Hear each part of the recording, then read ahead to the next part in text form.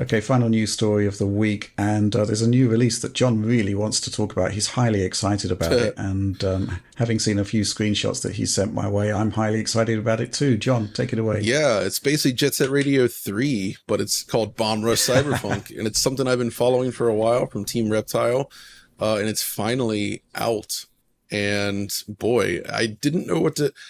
Stylistically, it was obvious from the trailers that they were heading in this direction, but it's difficult to gauge whether they'd actually get the gameplay right and the game design down. We've seen examples before where games tried to follow this mold and ultimately didn't pull it off. This one, though, fantastic, and it's exciting. I mean, I remember it's like 23 summers ago would have been, and I got this import copy of Jet Set Radio, the original, on Dreamcast. And Jet Set Radio Future is also the main reason I bought an Xbox, so that's my original copy there as well. And the idea that somebody was making a new attempt at this was exciting, and they did it. So I guess let me try to explain the way this works. I think they've created a unique fusion between Jet Set Radio and Jet Set Radio Future, because those games, if you played them, they are quite different, stylistically similar, but JSR is more about you're completing tags within like a time limit, and the police escalates as you get those tags. So it's all about strategy of going where you getting which tags are more challenging before the police arrive and all that, and then you complete the level. Whereas Future was more about large exploration, platforming. Most of the police battles were just constrained within sort of a boss fight arena, and it was more of a free form style game. The way this is a mix is that you have these large open areas to explore that you access progressively through the game based on the story. And there's a lot of, a lot to explore there, a lot of platforming, a lot of difficult tags to reach. But as you reach them, you're essentially like opening up challenges to take on rival gangs. And as things escalate, the police presence starts to ramp up, just like the original Jet Set Radio, which is awesome. So it kind of changes the way that you're going for those tags. And then eventually you face down against this gang, and that kind of goes into like a 2-minute battle, so to speak, which actually ties into the almost, I don't want to say it's like quite Tony Hawk, but it's a little bit more Tony Hawk in that you actually have tricks, you have a manual, there's grinding, all this kind of stuff in there. And it's about linking together these tricks and making huge combos. And that is an aspect that was not in Jet Set Radio, really, which I find really engaging, trying to connect these huge links around these different areas and keep your combo going. And that just feels awesome. And on top of that, there's some weird, super weird story stuff with like this weird cyber future of people cutting off limbs and replacing them. And oh gosh, your main character gets beheaded at the beginning, and you're trying to discovering the history of the head that got cut off, and you're trying to retrieve your head, and you're like at this weird cyber head now. And you end up going down these weird, like almost Remedy like nightmare scenes where it's like weird floating geometry formed from memories that you're going through, but it's like crazy platforming and grinding through like this world. It's very strange, but awesome.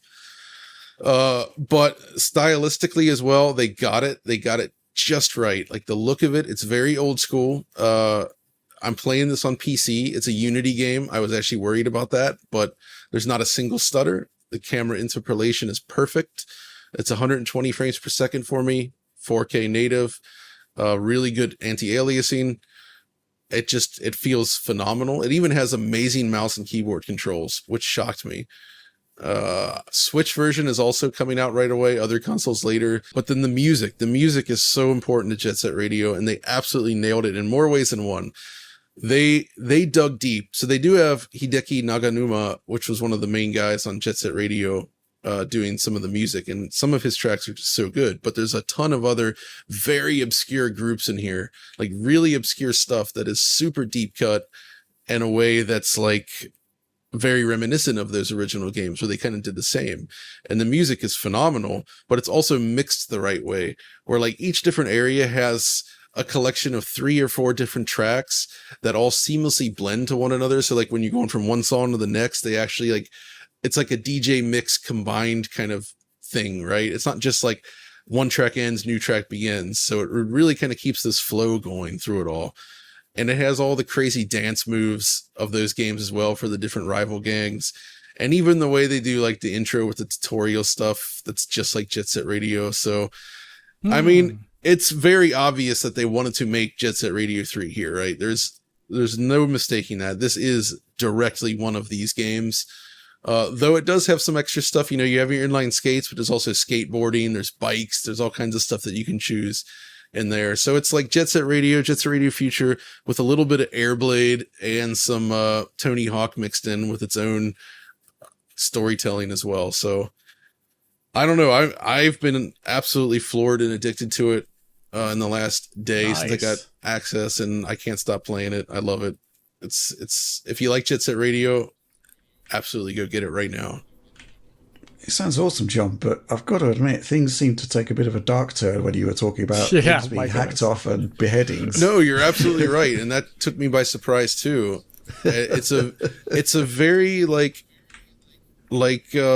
it's not doesn't go this far, but it takes me back to like 90s anime stuff like Serial Experiments Lane, where they're like messing with the player and like trying to do stuff where it's like all just bizarre stuff. Like it's hard to even explain. You've got to see what they're doing, but that took me by surprise. It's all bright and colorful, but there's very dark, weird undertones going on as well, which I find kind of engaging. So yeah, very cool game. Nice. I want to see it out as it on Switch. I hope the other consoles are good, but Switch is the big concern, and it's unclear if they've managed to get 60 FPS there or not. Mm-hmm. Not that it would be understandable if they hadn't, but you're saying it's pretty instrumental to the. It would be nice, though. To be fair, Jet Set Radio on Dreamcast is also 30 frames per second, right? So it's not like it's a big deal in terms of the core gameplay. It's still awesome. Okay, excellent. Look forward to seeing more from you on that one, John. I don't know if we've got time. No, with Gamescom right now, it's troublesome. Maybe I'll do a clip. I don't know. Mm-hmm. But it's very, very cool. I love it.